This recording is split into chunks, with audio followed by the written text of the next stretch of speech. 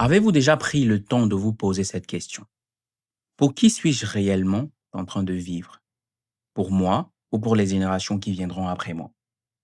Aujourd'hui, nous vivons dans une société où tout nous pousse à penser à nous-mêmes, notre réussite, notre carrière, notre confort, notre bonheur. Mais les personnes qui ont véritablement marqué l'histoire avaient tout un point en commun.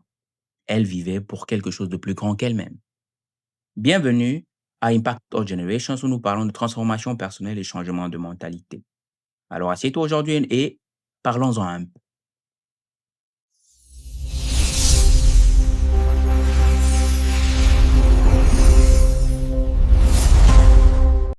Il y a de cela quelque temps, j'ai entendu une histoire d'un vieil homme gravement malade. Quelques jours avant sa mort, il insistait pour récupérer les loyers de ses locataires. Une personne autour de lui fit ce commentaire qui m'éblouit. Même en mourant, il pense encore à l'argent. Pourtant, nous quittons tous cette terre sans rien prendre, les mains vides. Sur le moment, cette phrase m'a fait réfléchir. Oui, il est vrai que nous ne partons pas avec quelque chose, nous partons sans aucune richesse matérielle. Mais si cet homme n'était pas motivé par l'avidité, et s'il cherchait simplement à mettre de l'ordre dans ses affaires afin de laisser quelque chose de stable à ceux qui viendront après lui, cette réflexion m'a conduit à une question essentielle. Pourquoi faisons-nous ce que nous faisons?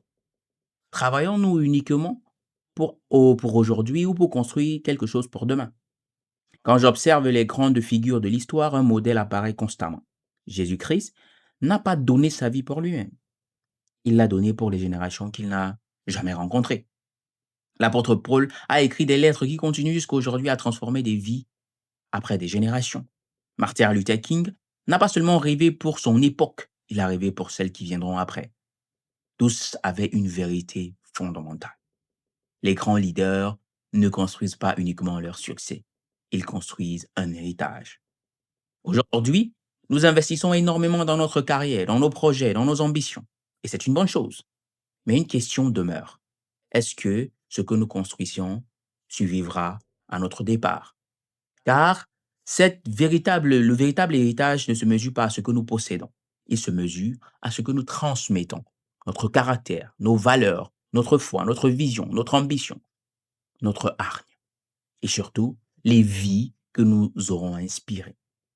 Et comme j'aime bien souvent le dire, l'héritage n'est pas ce que l'héritage n'est pas ce que nous laissons aux personnes, mais ce que nous laissons en ces personnes-là. L'héritage n'est pas ce que nous leur léguons comme bien matériel, mais ce que nous leur offrons qui perdure. Alors aujourd'hui, je voudrais vous laisser avec une seule question.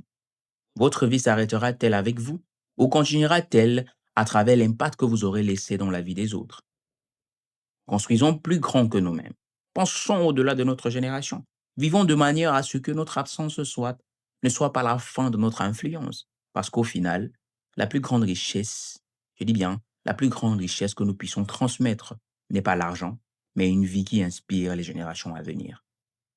Merci d'avoir écouté cette vidéo et je te dis à très bientôt. Si cette réflexion t'a inspiré, n'hésite pas à le partager avec quelqu'un autour de toi. Abonne-toi à la chaîne, laisse un commentaire en répondant quel héritage souhaites-tu léguer aux prochaines générations. Alors je te dis, porte-toi bien et à très bientôt.